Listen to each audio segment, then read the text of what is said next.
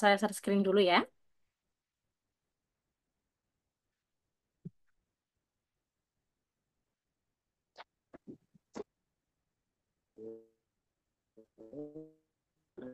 Ini untuk soal-soal latihan literasi IPS ya, yang mana nanti kalian bisa pelajari. Ya, langsung saja kita ke soal yang nomor satu. Jadi, literasi IPS ini namanya juga literasi ya. Jadi, di dalam soal ini kita banyak bacaan, yang mana bacaannya itu mengandung materi-materi IPS ya. Nanti akan diujikan di tes SNPDB, itu masuknya ke literasi. Nah, di situ juga masuk mata pelajaran IPS di dalamnya. Nah, langsung saja kita bahas ya. Nomor satu, simaklah informasi berikut. WHO dan para mitranya berkomitmen mempercepat pengembangan vaksin COVID-19 sambil mempertahankan standar-standar keamanan tertinggi. Di masa lalu, vaksin dikembangkan melalui serangkaian langkah yang dapat berlangsung selama bertahun-tahun. Saat ini, dengan mendesaknya kebutuhan akan suatu vaksin COVID-19, investasi keuangan dan kolaborasi ilmiah yang belum pernah ada sebelumnya menimbulkan perubahan-perubahan dalam pengembangan vaksin. Perubahan ini berarti bahwa beberapa langkah di dalam proses penelitian dan pengembangan dilakukan secara paralel sambil mempertahankan standar-standar klinis dan keamanan yang ketat. Sebagai contoh, beberapa uji klinis mengevaluasi beberapa vaksin secara bersamaan. Namun, hal ini tidak membuat penelitian menjadi kurang ketat. Sumber dari HTTPS bla bla bla bla. Berdasarkan informasi di atas, pengaruh interaksi antar ruang kerjasama internasional WHO adalah, kira-kira jawabannya yang mana nih? Apakah A, peluang penanaman modal meningkat, ataukah B, taraf kesehatan penduduk dunia meningkat, atau C, sektor pariwisata mengalami perkembangan, atau D, teknologi bidang kesehatan makin berkembang? D, Yang mana jawabannya? D, Yang yang B atau D? D. D ya. Oke, teknologi bidang kesehatan makin berkembang. Di sini dibuktikan dengan konteks bacaan yang mana nih? Saat ini dengan mendesaknya kebutuhan COVID, investasi keuangan, dan seterusnya. Nah ini nih, perubahan ini berarti bahwa beberapa langkah dalam proses penelitian dan pengembangan dilakukan secara paralel sambil mempertahankan standar-standar klinis dan keamanan yang ketat. Nah ini dia membahas tentang teknologinya nih. Jadi adanya pengembangan teknologi di bidang kesehatan ya di sini ya. Oke, jadi ini nih yang meyakinkan jawabannya ini adalah yang D. Maaf ini agak lemot ini. Oke, betul sekali jawabannya yang D. Oh ya, saya kasih tips ya. Ketika nanti kalian menemui soal yang bacaannya itu sangat panjang, itu kalian langsung baca pertanyaannya. Jadi, seperti ini nih. Berdasarkan informasi di atas, pengaruh interaksi antar ruang kerjasama internasional WHO adalah, ini kan langsung ke pertanyaannya. Nah, kadang di soal yang banyak panjang lebar itu apa namanya itu hanya sebagai apa namanya intro aja. Jadi mungkin untuk jawabannya kalian bisa kerjakan dalam memilih pilihan gandanya. Kecuali kalau soalnya seperti ini, kalau seperti ini kan kalian harus mau nggak mau harus membaca bacaannya ini ya. Jadi ini harus dibaca karena jawabannya ada di dalam bacaan ini. Tapi untuk meminimalisir waktu ya, langsung baca ke pertanyaannya dulu. Itu ya, itu juga bisa membantu kalian untuk irit dalam mengerjakan waktunya gitu ya. Oke, WHO itu apa ya? Ini di sini ada tulisan WHO. WHO itu apa? World Health Organization. Iya, bagus. Jadi itu kerjasama internasional di bidang kesehatan, gitu ya, itu WHO. Jadi otomatis untuk konteksnya ini dan pilihan jawaban yang benar itu dia membahas tentang kesehatan. Kalau yang A, ini dia membahas tentang apa nih? Peluang penanaman modal meningkat. Ini bukan kesehatan ya, tapi ini membahas tentang kerjasama di bidang ekonomi, gitu ya. Taraf kesehatan penduduk dunia meningkat. Ini untuk pengecohnya ini karena bisa bisa saja kalian memilih jawaban ini karena ini mengandung kesehatan gitu ya. Tapi ini tidak ada di konteks bacaan, ya. Kemudian kalau yang C, sektor pariwisata mengalami perkembangan ini di bidang pariwisata atau bisa ekonomi juga. Jadi jawaban yang tepat adalah yang D dan kebetulan ada di konteks bacaan, gitu ya. Oke, kita lanjut ke soal nomor 2. Jepang adalah, langsung aja ke soal ya. Perhatikan pernyataan berikut. Pernyataan yang benar adalah, sebelum kita membaca bacaan dulu nih, mungkin kalian tahu ya. Yang satu, kondisi geografis Jepang tidak mendukung pengembangan sektor pertanian. Jepang tidak memiliki kekayaan bahan tambang yang cukup sebagai bahan baku industri. Yang ketiga, ini Jepang memprioritaskan perekonomian pada sektor industri.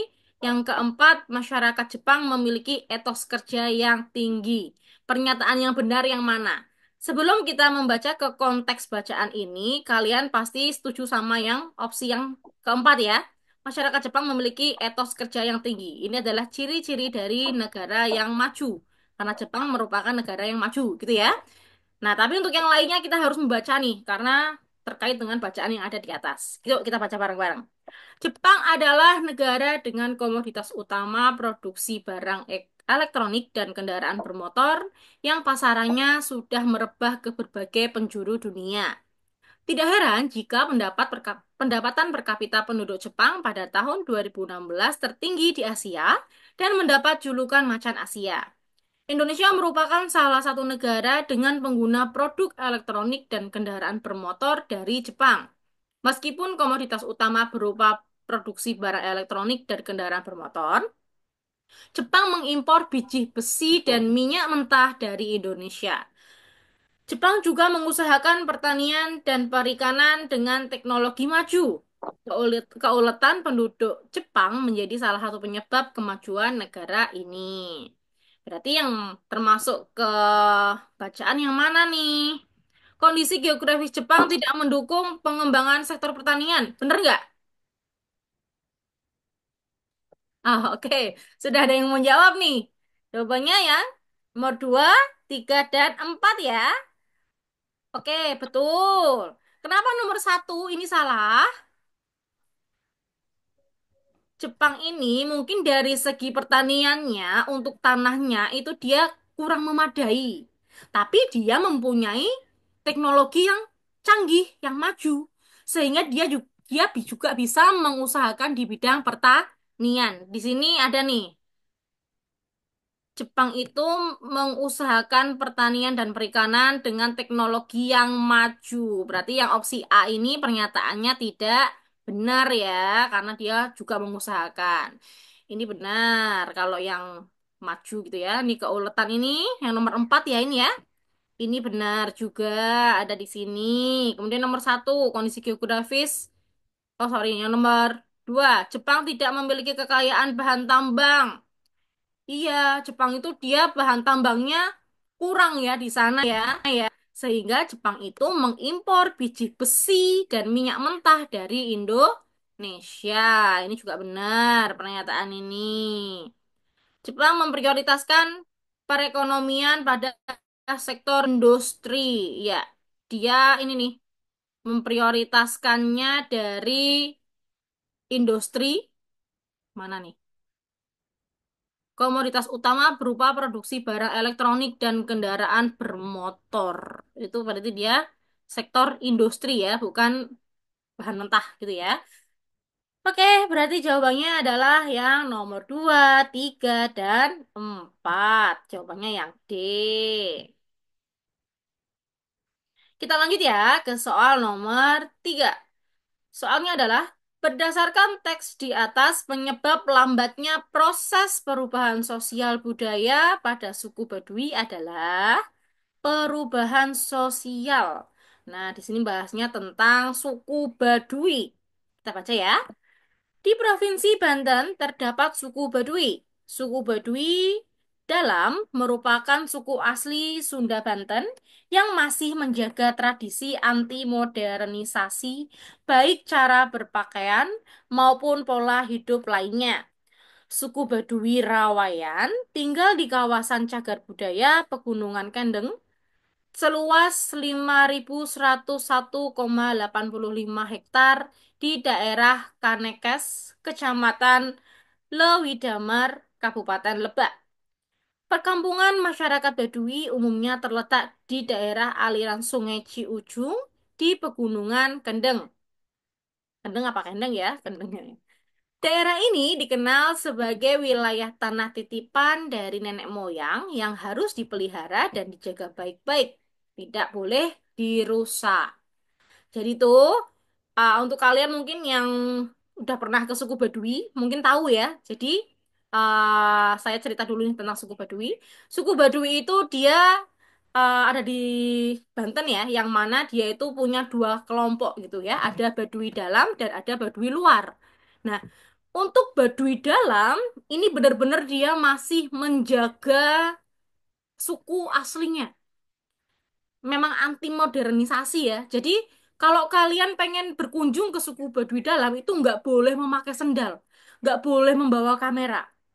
Jadi benar-benar menolak yang namanya bau-bau modern gitu ya.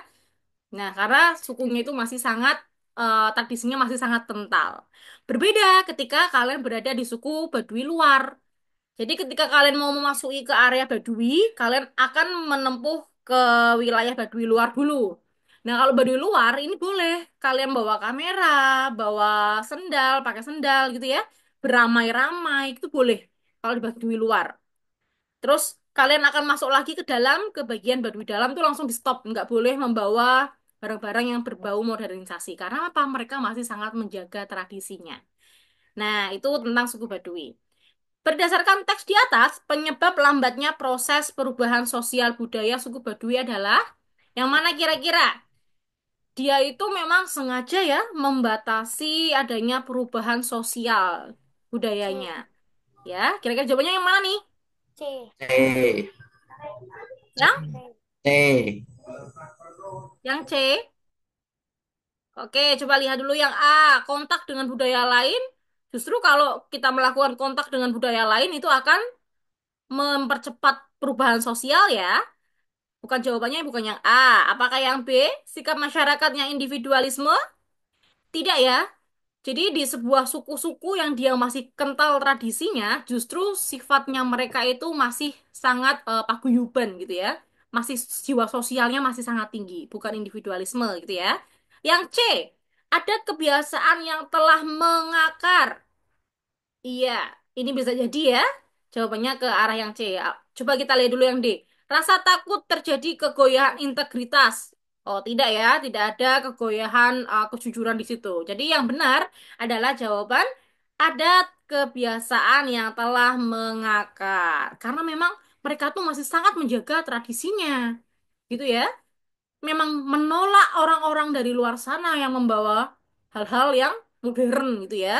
Sangat apa namanya memperlambat terjadinya proses perubahan sosial budayanya karena mereka sangat mencintai tradisinya, sangat mencintai budayanya sehingga bisa dikatakan adat kebiasaannya sudah mengakar sampai ke darah daging gitu ya. Oke, itu jawaban nomor 3. Sekarang ke soal nomor 4. Nah, ini kakak punya tips untuk soal yang modelnya keluar gambar kayak gini nih, ya.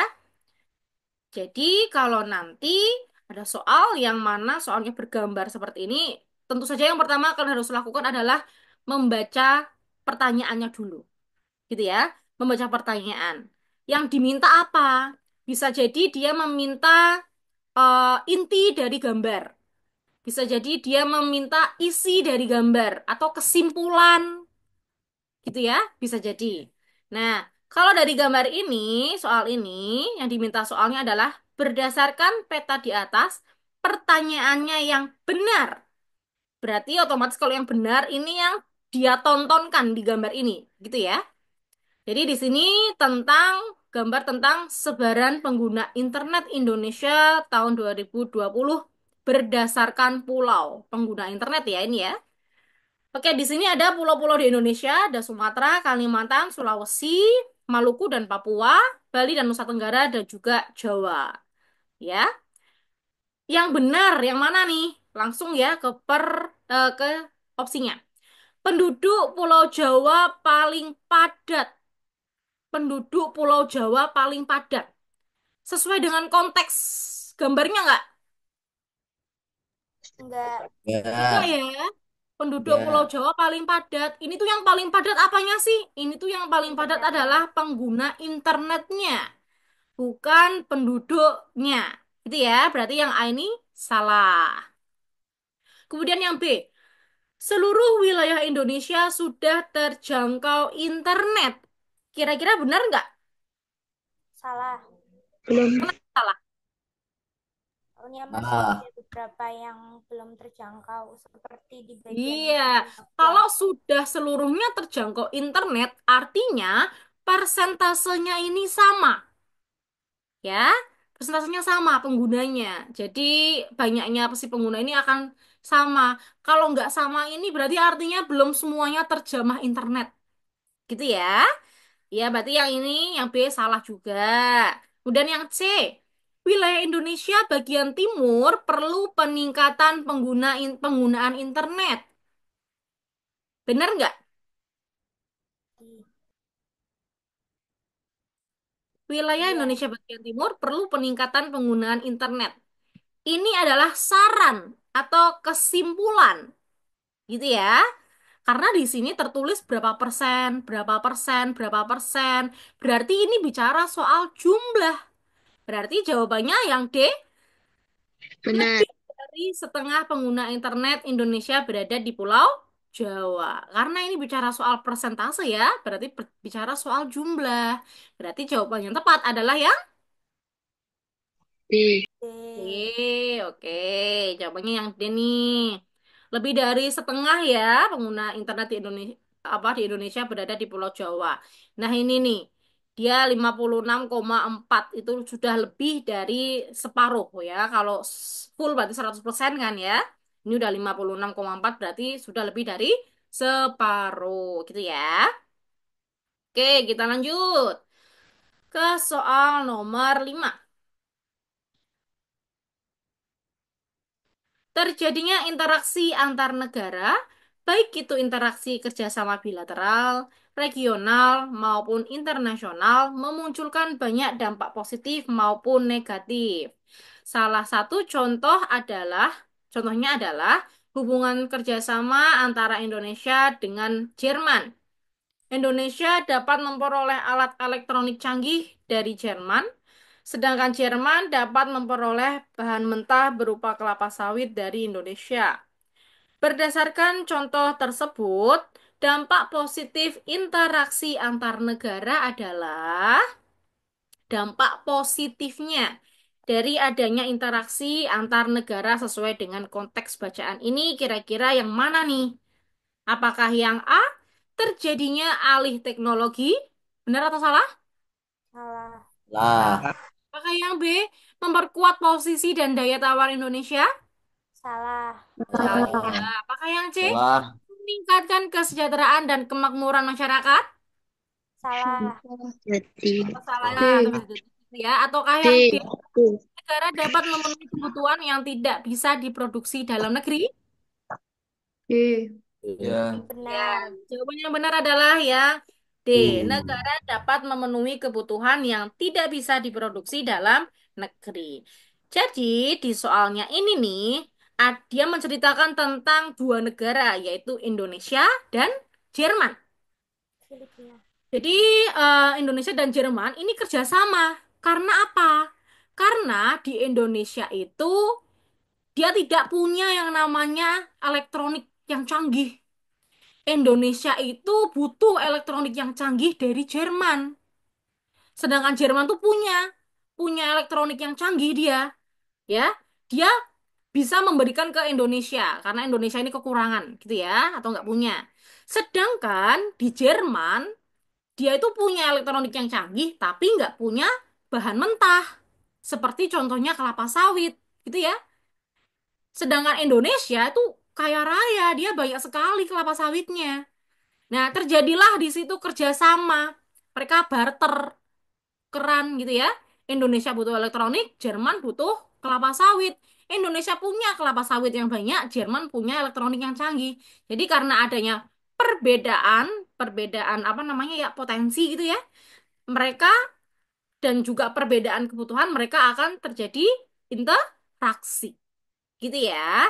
Nah, yang ditanyakan adalah dampak positifnya. Berarti yang negara yang dia tidak semula tidak bisa memenuhi kebutuhannya, kayak Indonesia nggak bisa memenuhi kebutuhannya akan elektronik yang canggih, dia kerjasama dengan Jerman sehingga apa namanya kebutuhan itu dapat dipenuhi, gitu ya.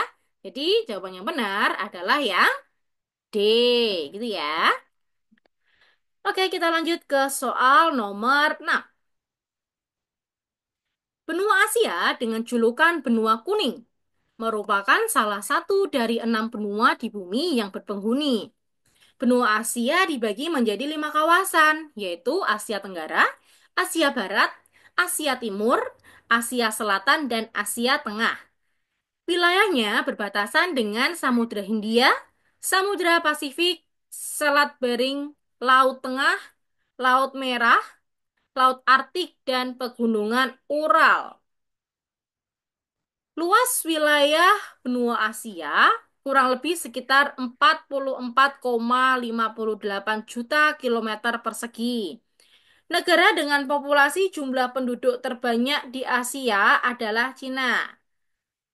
Ini saya singgung sedikit ya. Jadi ini soalnya mungkin dibikin sebelum tahun 2024 ya. Karena negara dengan jumlah penduduk terbanyak sekarang ini adalah India ya, sudah bukan Cina ya. Oke, tapi India pun masih masuk di benua Asia, gitu ya. Nah, pertanyaannya, penyebab jumlah penduduk Asia besar berkaitan erat dengan kira-kira karena apa nih? Sesuai dengan konteks soalnya, konteks bacaannya. Apakah karena A, letak astronomis dan kesuburan tanah? Benar nggak ya? Di sini membahas tentang letak astronomis nggak sih? Enggak. Tidak ya. Letak astronomis ini kira-kira akan berpengaruhnya apa? Apa namanya terhadap wilayah itu kalau adanya letak astronomis. Pengaruh dari letak astronomis itu apa?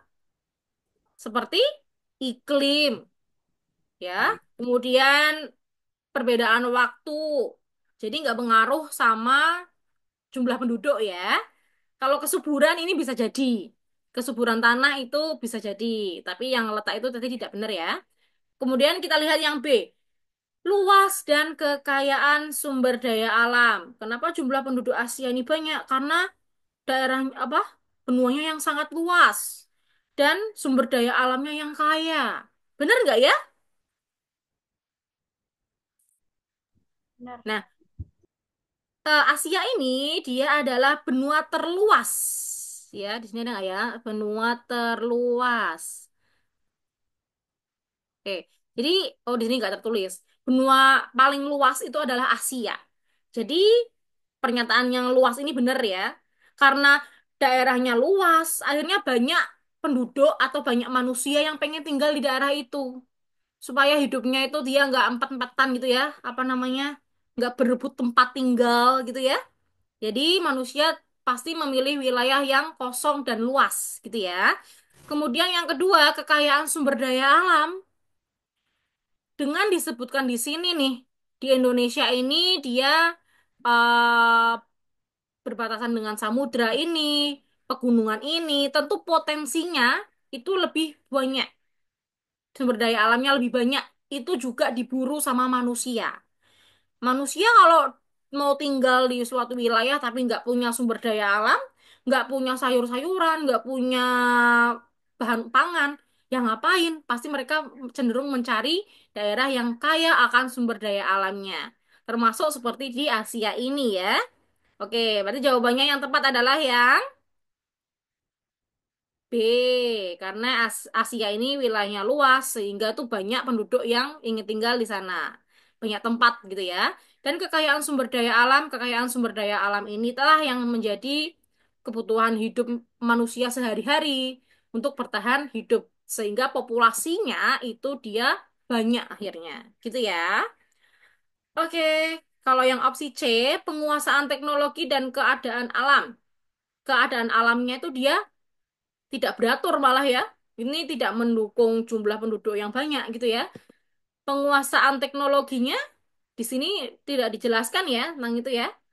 Terus kondisi fisik perkembangan ilmu pengetahuan juga nggak dijelaskan di bacaannya. Jawabannya yang tepat adalah yang B. Itu ya. Kita lanjut yuk ke soal nomor 7. Jadi ini ada soal, ada infografis ya, mengenal Bung Tomo. Kita baca dulu pertanyaannya. Berdasarkan infografis di atas, nilai perjuangan Bung Tomo yang relevan dengan kehidupan sehari-hari adalah, berarti kita harus apa namanya, baca dulu nih. Kita harus mengambil nilai perjuangannya Bung Tomo. Ya, yang mana sih? Sutomo atau Bung Tomo lahir di Surabaya 3 Oktober 1920. Ia adalah pahlawan yang terkenal karena peranannya dalam membangkitkan semangat rakyat untuk melawan kembalinya penjajah Belanda melalui tentara NICA yang berakhir dengan pertempuran 10 November 1945. Pada pertempuran tersebut, pejuang sekaligus tokoh jurnalis asal Surabaya ini berhasil mengobarkan semangat juang rakyat Indonesia dengan semboyan merdeka atau mati, di mana peristiwa tersebut hingga kini diperingati sebagai Hari Pahlawan. Ia meninggal di Padang Arafah, Arab Saudi, 7 Oktober 1981 pada umur 61 tahun ketika sedang menunaikan ibadah haji. Berbeda dengan tradisi untuk memakamkan para jamaah haji yang meninggal dalam ziarah ke Tanah Suci. Jenazah Bung Tomo dibawa kembali ke tanah air dan dimakamkan bukan di sebuah taman makam pahlawan, melainkan di tempat pemakaman umum di Ngagel di Surabaya. Nah, kira-kira nilai perjuangannya itu beliau itu apa aja sih untuk Bung Tomo ini? Dia sudah membangkitkan semangat rakyat ya untuk melawan penjajah. Satu itu. Kemudian apa? Selain membangkitkan semangat, beliau berjuang ya dan juga mengobarkan semangat semangat juangnya gitu ya untuk apa namanya rakyat Indonesia. Berarti memang beliau ini apa namanya membangkitkan semangat rakyatnya gitu ya. Nilai perjuangannya seperti itu. Nah, kira-kira yang sesuai dengan kehidupan sehari-hari yang mana? Apakah yang A, membiasakan membuang sampah pada tempatnya? Kira-kira bener nggak? Salah. Salah, oke. Apakah yang B, mematuhi rambu-rambu lalu lintas dalam berkendara? Salah. Oh, Salah. salah. Apakah yang C, mengikuti gotong royong kebersihan Iya, lingkungan? iya, Ya. Iya. Ya. Oke. benar. Iya, jawabannya yang C ya?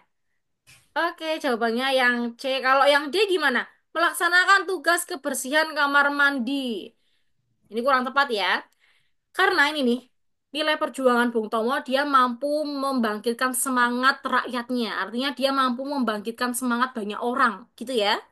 Yang mana kegiatan yang ada di opsi ini, kegiatan yang dilakukan secara bersama-sama, gitu ya. Yang bukan dilakukan diri sendiri, gitu ya. Yang dilakukan secara bersama-sama. Itu yang mana? Ini nih, gotong royong. Gitu ya, poinnya di sini. Oke.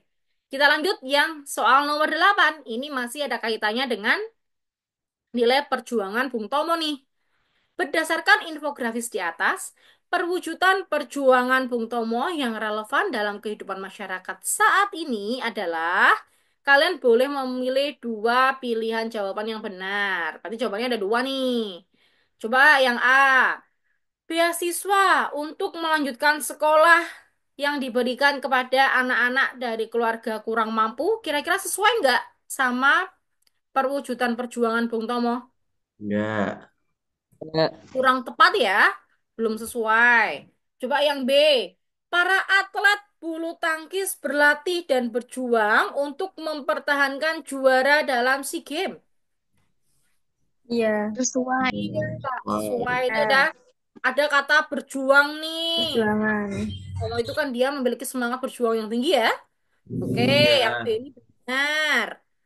Terus yang C. Seorang pelajar menggalang dana untuk membantu korban bencana gempa di Papua. Kira-kira benar nggak? Ya. Kurang tepat. Oh, kurang tepat. Oke, lihat dulu yang D. Sekelompok pelajar menolak adanya bullying terhadap sesama manusia. Nah. Iya, ya. Ya, yang Bentar. A atau yang D? D. D. Yang D, bagus. Pinter-pinter ini ya, adik-adiknya ya. Oke, kenapa kok bukan yang C? Karena Kan yang C seorang. itu. Iya, iya individu ya ini seorang ya. Oke, betul. Kakak malah nggak ngeh nih. Ya ini seorang pelajar ya. Jadi dia hanya melakukan sendirian gitu ya. Sedangkan yang D ini sekelompok pelajar. Dia menolak bullying. Padahal kalau yang C ini dia sekelompok pelajar tuh mungkin bisa jadi jawaban ya. Karena ini juga apa namanya mengobarkan semangat ya untuk membantu gitu kan ya. Untuk berjuang gitu loh. Tapi lebih tepat jawabannya adalah yang D, yaitu yang B sama yang D. Oke, sip. Kita lanjut ke soal nomor 9. Perhatikan grafik berikut. Ini ada grafik nih. Seperti biasa, kalau ada soal gambar, grafik, diagram, dan lain sebagainya, kita baca dulu soalnya ya. Berdasarkan grafik tersebut, defisit tertinggi di semester pertama tahun 2019 berada di bulan Oh. Yang ditanyakan adalah defisit. Kita bicara tentang defisit dulu ya. Defisit itu apa? Ada yang tahu nggak? Ada defisit, ada surplus. Misal kakak bicara soal di bulan Mei itu defisit apa nih? Defisit pendapatan misalnya. Artinya apa? Kekurangan. Kurang. Kekurangan. Iya, betul sekali. Kekurangan. Defisit itu kekurangan. Kalau kelebihan, tadi nama lainnya apa? Surplus. Surplus. Iya. Jadi, kalau defisit itu kekurangan. Artinya kalau terjadi defisit di bulan Mei, berarti terjadi kekurangan di bulan Mei. Terjadi surplus di bulan April, berarti terjadinya kelebihan di bulan April. Ini ya, bicara soal apa nih namanya nih? Neraca perdagangan tahun Indonesia tahun 2019. Kita baca ya di sini ya. Nah, jadi di sini ada grafik impor dan ekspor. Yang mana kita di sini bisa membaca jumlahnya berapa sih impornya dan ekspornya pada bulan Januari sampai dengan Juni. Bisa kita katakan semester pertama di tahun 2019 gitu ya. Nah, kita hitung yuk. Jadi, seandainya kita melakukan ekspor, artinya kita mengeluarkan ya, itu berarti bicara soal apa namanya? Kita mengeluarkan barang atau mengekspor barang gitu ya. Sedangkan impor itu kita mengimpor, mengambil dari daerah lain. Nah, ini untuk grafik yang terarsir ini adalah grafik ekspor, sedangkan yang hitam adalah grafik impor. Dari sini kita bisa tahu defisit atau surplusnya. Kira-kira terjadi defisit apabila ekspor lebih apa daripada impor? Kira-kira lebih banyak impornya atau ekspornya kalau defisit? Impornya. Pornya lebih Impor, banyak. bagus. Lebih banyak impor. Iya, suatu negara itu akan akan apa namanya impor barang atau apapun lah itu ya, ketika terjadi kekurangan di dalam negaranya, gitu ya. Itu kalau defisit. Kalau yang surplus justru malah banyak ekspornya. Kita banyak memberinya, banyak mengeluarkannya. Nah, kita baca dari diagram ini. Kita bisa mengetahui defisit atau surplus dari pengurangan antara ekspor dengan impor. Untuk bulan Januari, ekspornya 13,9, impornya 15. Lebih banyak impor. Artinya pada bulan ini negara ini mengalami Defisit. Defisit. de- defisit. Satu Defisitnya koma berapa nih? Dikurangi coba. Satu Satu koma satu. koma satu satu. Bisa Satu. dicatat ya. Ini satu Januari 1,1 defisit. Oke. Februari ekspornya surplus 12,5, impornya 12,2. Berarti ini mengalami Surplus. surplus iya surplus ya surplus ini ya karena lebih banyak ekspornya. 0,3 Yang Maret ekspornya 14,1, impornya 13,5. Berarti ini surplus apa defisit? Surplus. surplus Surplus juga. Berarti lewati aja kalau surplus. Soalnya pertanyaannya adalah yang defisit gitu ya. Yang April nih, defisit ekspornya adalah, iya ini defisit ya ini ya, dua banyakan koma Ya, impornya. dua koma defisit. Isinya tiga berapa nih? 2,3 Dua. 2,3 defisitnya. Oke, sementara ini nih yang paling tinggi ya. Kalau bulan Mei ini surplus apa surplus defisit? surplus Surplus lewati. Surplus. Juni ini Surplus. surplus juga. Berarti yang Surplus. defisit cuman Januari sama April ya. Tinggi yang mana? Ya. April. April April. April. Berarti jawabannya adalah yang April April. April. Defisit tertinggi di semester pertama tahun 2019 berada di bulan April. April. Gitu ya. Oke, jawabannya April. Kalau pertanyaannya kakak ganti. Surplus tertinggi terjadi di bulan surplus tertinggi. Coba bulan apa ya? Mei. Hah? Maret Eh, Maret, betul ya, Maret. Maret. 0,6 ya di sini ya. Kalau Februari ini dia cuma 0,3. Mei cuma 0,2. Juni 0,2. Yang paling tinggi yaitu ya Maret. Oke, sip. Bisa ya membaca diagram ya. Kita lanjut ke soal berikutnya. Perhatikan wacana berikut. Wacana di atas menunjukkan bentang alam wilayah. Oh, berarti harus dibaca. Keadaan alam di wilayah ini dibagi menjadi tiga, yaitu pegunungan, dataran tinggi, dan dataran rendah. Rangkaian pegunungannya adalah pegunungan Andes yang membentang dari utara ke selatan dengan puncak tertingginya Gunung Aconcagua pada ketinggian 6.959 meter. Dataran tinggi utama di kawasan ini adalah dataran tinggi Guyana, dataran tinggi Patagonia, dan dataran tinggi Brasil. Dataran rendahnya berada di sekitar lembah-lembah sungai besar, yaitu Sungai Amazon dan Sungai Orinoco dengan anak-anak sungainya. Daerah ini merupakan dataran rendah yang luas dan subur. Sebagian besar tertutup oleh hutan Amazon yang sangat luas. Wacana ini menunjukkan bentang alam wilayah mana? Kira-kira ada yang tahu nggak? Apakah Amerika Utara? Apakah Amerika Serikat? Apakah Amerika Selatan? Ataukah Amerika Tengah? Di sini dia sebutkan daerah Brasil. Biasanya paling terkenal nih kalau yang suka bola nih. Tahu dong, dia di Amerika mana? Terus Amazon. Ada yang tahu nggak? Amerika Selatan. Amerika Selatan. Good, betul. Jawabannya adalah Amerika Selatan. Kakak punya maps-nya nih. Coba kakak bukain dulu ya, sebentar ya.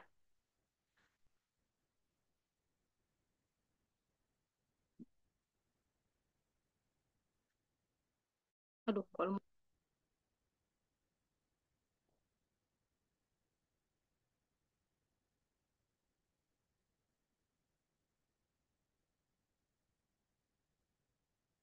bentar ya. Amerika Selatan.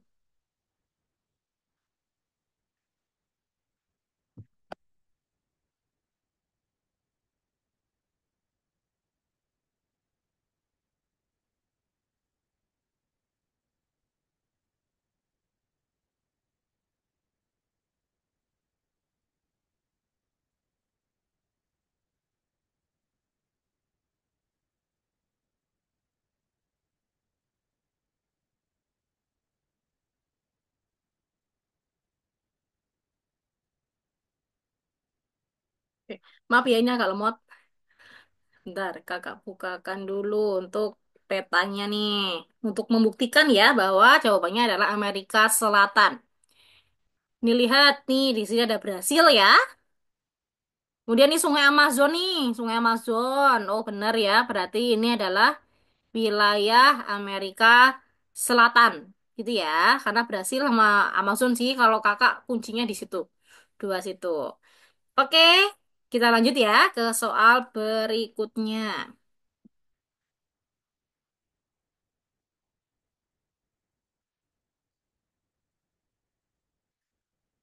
Soal berikutnya nomor 11. Jadi ada pamflet nih. Perhatikan pamflet berikut. Pertanyaannya adalah, pamflet di atas merupakan program pemerintah yang berpengaruh pada bentuk perubahan sosial. Bentuk perubahan sosial program tersebut adalah, jadi perubahan sosial itu ada dua macam ya. Ada yang tahu nggak apa sama apa? Kemajuan. Hmm? Eksternal. Evolusi sama revolusi. Sama regres. Oke, bagus sekali. Evolusi sama revolusi. Nah, kita lihat dulu ya untuk pamfletnya nih. Pamflet ini, nanti kakak juga punya materinya. Nanti kakak bukakan materinya. Jadi, di dalam gambar ini, pamfletnya ini dia membahas tentang apa nih? Jaga diri dan keluarga Anda dari virus corona dengan Germas. Gerakan Masyarakat Hidup Sehat. Jadi ini terjadi saat masa-masa corona ya. Kita harus makan makanan yang bergizi, rajin olahraga, cuci tangan pakai sabun, gunakan masker, jangan jaga kebersihan lingkungan, tidak merokok, minum air mineral, makan makan makanan yang harus dimasak gitu ya. Bila demam dan sesak nafas segera ke rumah sakit dan juga jangan lupa berdoa. Jadi ini membahas tentang serangkaian peristiwa saat terjadinya corona atau COVID-19. Kalian tentunya masih ingat ya?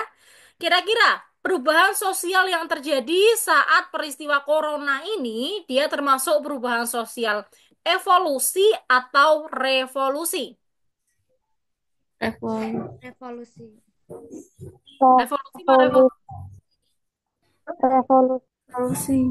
Ya, coba ini kakak punya materinya. Apakah yang dimaksud dengan evolusi dan apa yang dimaksud dengan revolusi gitu ya?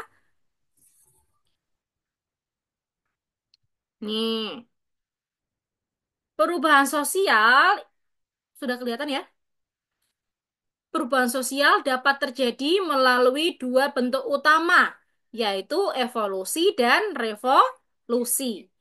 Evolusi adalah perubahan sosial yang terjadi secara bertahap, seringkali selama jangka waktu yang panjang. Jadi, evolusi ini prosesnya bertahap. Jadi, tidak langsung apa ya, terjadi gitu ya, perubahannya bertahap. Masih ingat nggak kalau di pelajaran MIPA itu ada perubahan leher jerapah ya? Dia adalah contoh dari peristiwa evolusi gitu ya. Kalau untuk perubahannya, karena dia kita bicara soal prosesnya ya, dia prosesnya terjadi secara lama atau bertahap atau lambat dalam waktu yang sangat panjang.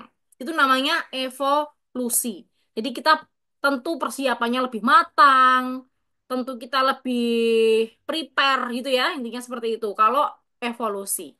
Sedangkan revolusi itu adalah perubahan sosial yang terjadi secara mendadak dan mengganggu tatanan yang ada.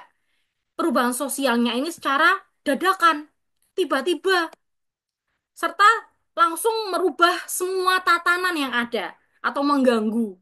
Gitu ya. Berarti untuk konteks soal yang tadi itu evolusi atau revolusi ya? Revolusi. Revolusi. Revolusi. Plus Iya, revolusi. Bentar, kakak bukain lagi. Revolusi, karena coba kalian inget-inget ketika dulu COVID-19. Kalian yang tadinya sekolah, harus ke kelas, harus ke sekolah, kalian dipaksa untuk daring. Gitu kan ya, langsung tiba-tiba suruh daring. Nggak ada persiapan. Ini daring bagaimana nih, nggak ada persiapan. Internetnya bagaimana, harus pakai apa. Itu kan benar-benar sangat mendadak. Gitu ya. Tiba-tiba lockdown. Nggak boleh kemana-mana. Itu kan secara mendadak itu. Tiket pesawat semuanya di lockdown dan lain sebagainya itu sangat mengganggu tatanan yang sudah terjadi. Gitu ya. Jadi itu adalah termasuk ke dalam perubahan sosial revolusi. Intinya dia dadakan. Terjadinya itu secara mendadak dan merubah tatanan yang sudah ada. Ya, kalau evolusi ini dia sangat prepare, sangat, ini evolusi ini dia sangat apa namanya, benar-benar mempersiapkan dalam jangka waktu yang sangat lama, gitu ya. Jawabannya adalah ya revolusi. Kita lanjut ke soal berikutnya, soal nomor 12. Simaklah wacana tentang globalisasi pertanian berikut. Pertanyaannya apa sih? Dampak positif akibat globalisasi pada wacana di atas yang mana? Kira-kira sebelum baca soal, ada yang mau jawab dulu nggak? Apakah yang A, lunturnya norma atau kaidah budaya lama yang telah ada sejak dulu? Yang namanya lunturnya norma berarti dia bukan dampak positif ya. Ya. Apakah yang B, tergesernya bentuk budaya nasional oleh budaya Dan asing yang tidak sesuai? bukan. Tergesernya, berarti C. ini juga bukan positif ya. C. Apakah yang C? C. C. Munculnya tata C. kehidupan masyarakat yang baru, C, modern dan C, ideal. C, C. C. Iya, ini bisa jadi nih peristiwa globalisasi, dampak positifnya. Kalau yang D, membentuk pola pikir masyarakat untuk meninggalkan tradisi kuno. Ya, ini juga bukan dampak positif ya. Dari sini kita sudah ketemu nih kira-kira yang dampak negatif, yang dampak positif itu adalah yang C ya. Ya, tapi kita buktikan yuk. Kita buktikan dulu ya dari konteks bacaannya. Seiring globalisasi, arus barang produk pertanian semakin bebas dan mudah memasuki wilayah Indonesia. Kunci menghadapi globalisasi tersebut dengan efisiensi usaha tani dengan tiga langkah yang bersifat mikro, yaitu meningkatkan jumlah produksi sehingga tercapai kecukupan pangan nasional, dan meningkatkan efisiensi biaya produksi sehingga produk pertanian memiliki daya saing harga. Pemerintah melakukan kebijakan di bidang pertanian dan meningkatkan fasilitas bantuan alat mesin pertanian secara signifikan yang berakibat telah menggeser kegiatan usaha pertanian dari sistem tradisional menuju pertanian yang modern. Sumbernya HTTPS bla bla bla bla. Udah kelihatan ya? Berarti dampak positifnya semakin yakin ya. Dia ini mengubah apa namanya? Pemerintah ini melakukan meningkatkan fasilitas bantuan alat mesin pertanian secara signifikan yang menggeser usaha pertanian sistemnya tradisional menjadi yang modern. Berarti semakin mantap ya. Jawabannya adalah yang apa tadi? Yang C. Yang C. C. Oke. C. Karena tadi ya sistem pertaniannya yang semula itu dia tradisional mungkin lama gitu ya. Dia diubah ke arah yang modern. Ini munculnya tatanan gitu ya. Jadi modern ini belum tentu dia akan meninggalkan tradisi kuno ya. Modern ini adalah perbaikan lebih maju atau lebih memudahkan kita, lebih menyimpelkan kita, lebih cepat bekerjanya gitu. Artinya seperti itu. Jadi bukan berarti dia meninggalkan tradisi kuno. Dia biasanya biasanya cenderung ke apa ya? eh, memperbarui gitu ya, merefresh gitulah ya. Gitu ya. Oke, ini bukan pola pikir ya. Ini adalah tata kehidupannya. Oke, jawabannya yang C ya. Kita lanjut ke soal nomor 13 ya. Berikut ini pendapatan nasional dan jumlah penduduk negara alfa, beta, dan teta selama tahun 2018. Berdasarkan data di atas, kesimpulan yang tepat mengenai pendapatan per kapita ketiga negara adalah pendapatan per kapitanya, pendapatan nasionalnya. Oh ini, pendapatan nasional dalam suatu negara gitu ya. Ini jumlah penduduknya. Negara alfa ini pendapatan nasionalnya adalah 350.000. Jumlah penduduknya 70. Berarti apa namanya? Kalau dibagi ini ketemu berapa? 5.000 ya? Jadi Iya, 5.000. masing-masing penduduknya itu ada 5.000 yang didapat ya. Oke. Terus kalau negara beta ini pendapatan nasionalnya adalah 320. Jumlah penduduknya 80. Berarti masing-masing penduduk berapa nih dapatnya? 4.000. 4.000 ya. Kalau negara Teta, pendapatan nasionalnya 360.000. Jumlah penduduknya 40. Berarti pendapatan per orangnya 9, 9.000. 9.000 ya. Artinya dari perhitungan barusan ketemu untuk pendapatannya itu negara Teta ini dia lebih Paling tinggi. paling tinggi ya, ada 9.000. Yang paling rendah mana? Paling rendah alfa. Yang beta ya. Beta. Beta tadi berapa nih? 4.000 Beta ya. tadi Kalau 4.000. yang alfa 5.000 ya. Oke, Iya. diinget-inget itu. Coba kita lihat opsinya. Pendapatan per kapita negara alfa lebih besar dari negara teta. Benar nggak? Enggak, salah. Salah ya. Salah. Oke. Pendapatan per kapita negara beta lebih besar daripada negara teta. Salah. Salah ya. Oke. Pendapatan per kapita negara teta lebih besar daripada beta. Benar. Benar, ya. Jawabannya yang C ya. Karena yang D juga salah ya. Pendapatan per kapita negara alfa lebih kecil daripada negara beta. Beta. Balik ya. Ya, Beta tadi yang paling apa kecil. namanya lebih. Oke, berarti jawabannya yang C C. ya. Oke. Alfa lebih besar ya daripada beta ya. Karena ini 5.000 tadi ini 4.000. Ya, jawabannya adalah yang C. Ini nih, kakak punya diagramnya, punya tabelnya, tapi tadi sudah kita selesaikan bersama-sama ya. Oke, kita lanjut aja ya ke soal berikutnya. Ini ada ada infografis untuk soal nomor 14 dan 15. Oke, ini adalah infografis hasil sensus penduduk tahun 2020. Kita langsung baca ke pertanyaannya dulu. Berdasarkan infografis di atas, pernyataan yang benar hasil sensus penduduk Indonesia tahun 2020 adalah, kamu boleh memilih lebih dari satu jawaban. Yang mana nih kira-kira nih? Coba kalian baca dulu ya.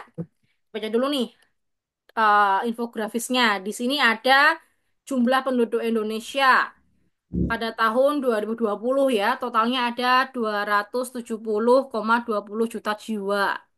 Jadi kalau dibandingkan dengan tahun 2010 saat sensus itu jumlah penduduknya bertambah ya, bertambah 32,56 juta jiwa gitu ya. Ah, kemudian untuk di infografis ini juga dia membahas tentang laju pertumbuhan penduduk per tahunnya. Laju pertumbuhan penduduk. Jadi sensus ngomong-ngomong soal sensus ya, kakak beritahu dulu. Untuk sensus penduduk itu dilaksanakan selama 10 tahun sekali, gitu ya. Di setiap tahun yang berakhiran nol. 2010, 2020, 2030 itu sensus penduduk, gitu ya. Tujuannya apa? Untuk menghitung jumlah penduduk laki-laki perempuan, gitu ya. Dan juga jenjang usia, dari jenjang usia. Jadi ada berapa sih jumlah usia sekian sampai sekian dan seterusnya. Gitu ya. Itu adalah sensus penduduk. Nah, di sini kita bisa melihat laju pertumbuhan penduduk per tahunnya dari 2010 sampai 2020 itu sebanyak 1,25%. Dia melambat dibandingkan periode 2000 sampai 2010 ya, yaitu sebesar 1,49%. Berarti kalau dibandingkan dengan 10 tahun sebelumnya, itu angkanya itu di angka 1,49. Artinya sekarang ini kita sudah mampu, apa ya bahasanya ya, ngerem, ngerem, mengurangi laju pertumbuhan penduduk gitu ya, kita sudah mampu mengerem atau mengurangi gitu ya. Kemudian untuk penduduk usia produktif 15 sampai 64 tahun itu di angka 70,72%. Jadi Indonesia ini masih dalam masa bonus demografi. Ada yang tahu bonus demografi itu apa?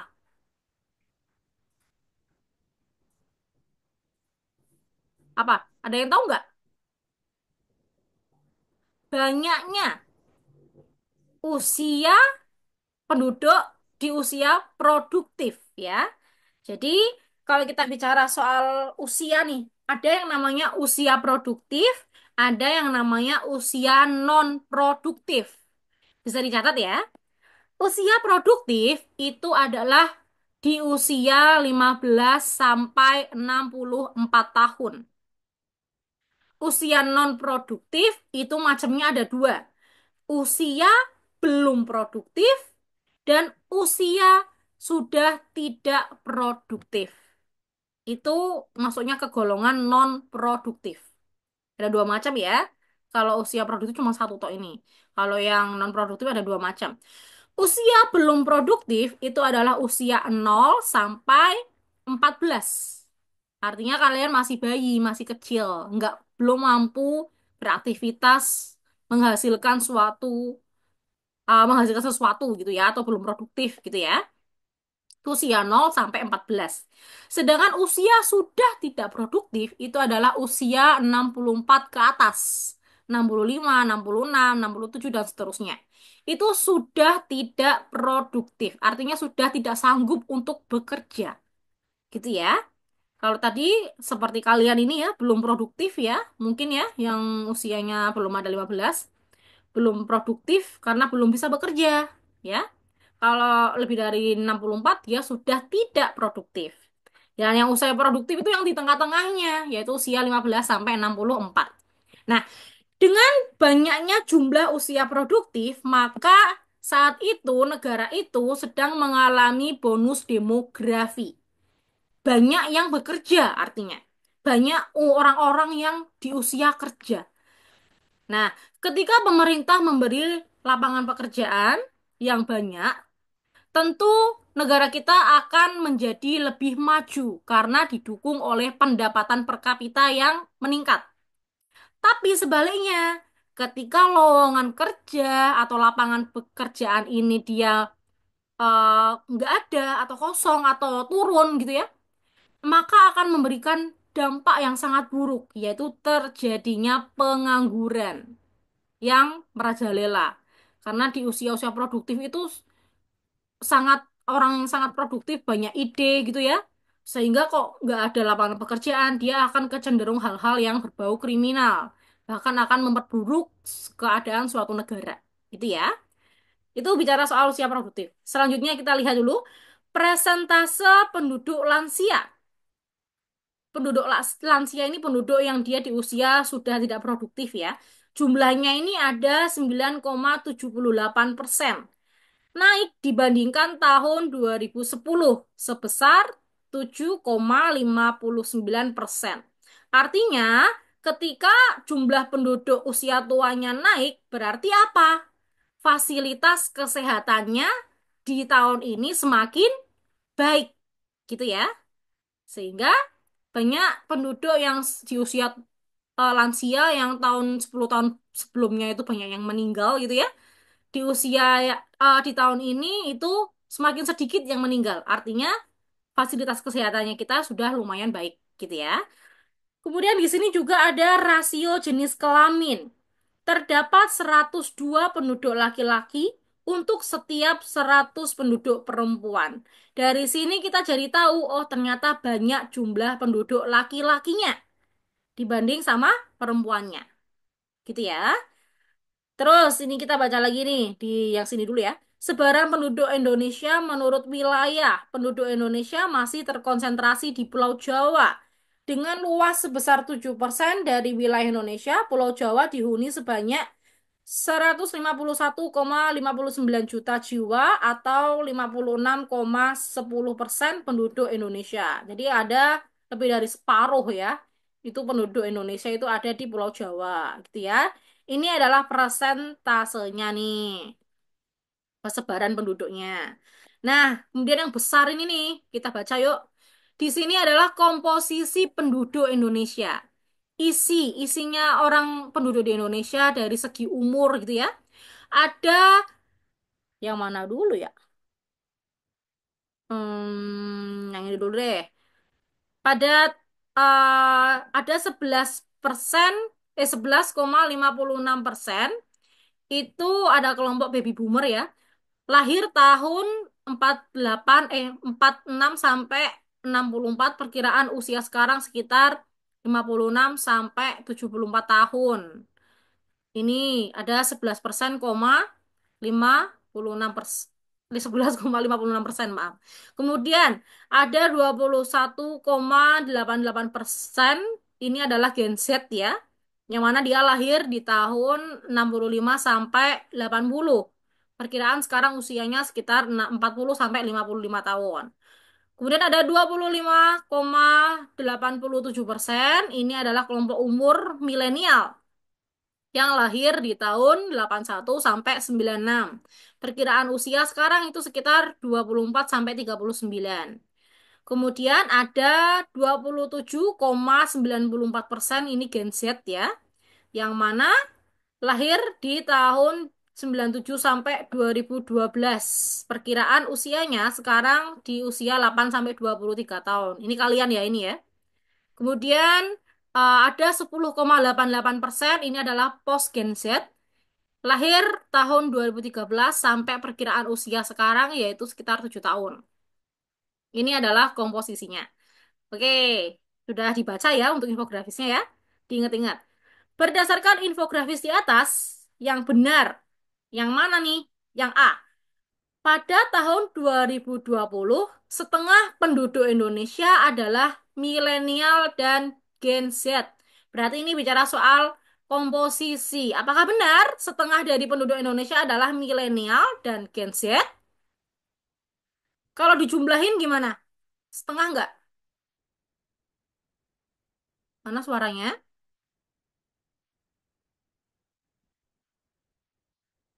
Halo, ada adik? Iya. Iya, benar ya ini ya. Setengah ya ini ya. Bahkan lebih. Berarti opsi A ini benar. Oke. Ya. Kemudian yang B, pada tahun 2020, penduduk Indonesia mengalami masa transisi demografi pada level 2. Ini ada nggak di infografis? Nggak Nggak ada ya. ada. Tadi saya jelaskan ini nggak ada ya. Berarti tidak tidak ada di infografis, nggak benar. Yang C, pada tahun 2020, kondisi kependudukan Indonesia berada pada puncak bonus demografi. Bener nggak? Puncak. Kalau dia bicara soal puncak demografi, artinya di sini ada grafik harusnya ya. Ada grafik dari tahun sebelum-sebelumnya atau dan sesudahnya itu harusnya ada grafik. Tapi karena nggak ada grafik, di sini hanya menjelaskan saat ini sedang dalam masa bonus demografi. Artinya yang ini juga nggak benar. Ya, bukan puncaknya, tapi masa bonus demografi gitu ya. Sedangkan yang D, pada tahun 2020 jumlah penduduk laki-laki Indonesia lebih banyak dari perempuan. Benar nggak? Tadi kakak sudah bacakan ya? Benar ya? Jumlah laki-lakinya dari Iya, 100 laki-laki ada 100 perempuan. Perbandingannya gitu. Berarti yang A sama D jawabannya. Oke, kita lanjut ke soal nomor 15. Ini masih tentang infografis tadi. Berdasarkan infografis di atas, dampak sosial dan demografis terhadap dinamika kependudukan yang terjadi di Indonesia adalah dampak sosial dan demografisnya nih, kira-kira dampaknya apa? Apakah yang A, menurunnya kebutuhan layanan kesehatan dan pendidikan? Menurun nggak? Tadi kakak sebutin di sini ada nih, usia lansia. Lansia ini dia naik dibandingkan tahun 2010 yang sebesar 7,59 naik. Karena dia naik, otomatis fasilitas kesehatannya itu semakin bagus ya. Berarti layanan kesehatannya ini bukan menurun, harusnya malah naik. Berarti jawabannya yang A ini salah. Yang B, meningkatnya angka harapan hidup penduduk Indonesia. Benar nggak kira-kira? Angka harapan hidup itu bisa kita lihat dari angka lansia, ya.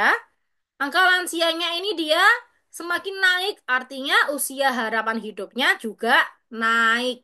Artinya yang B ini jawabannya benar. Jawabannya yang B. Kita lihat dulu yang C.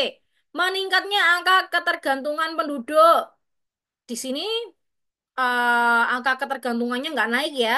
Jadi angka ketergantungan itu bisa dihitung dari usia produktif di, sorry, usia non produktif per usia produktif dikali 100. Yang mana kita hitung itu bukan naik, tapi malah eh, turun atau kecil angkanya. Artinya eh itu malah menurun angka ketergantungannya. Berarti ini salah. Meningkatnya angka pengangguran terbuka di Indonesia. Ini bisa terjadi kalau di Indonesia ini tidak diberikan lapangan pekerjaan yang memadai. Tapi yang sesuai dengan infografis itu yang opsi yang B. Meningkatnya angka Oke. harapan hidup. Oke, gitu ya. Oke, kita lanjut. Bentar, kakak cek dulu.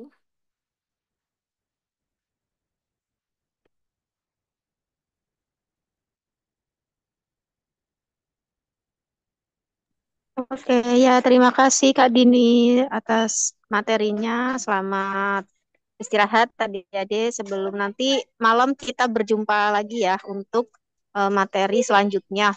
Oke, terima Oh, kasih. Kak Naba. Maaf Kak Naba, ini habis ini masih lanjut literasi IPS sih sampai jam 12-an.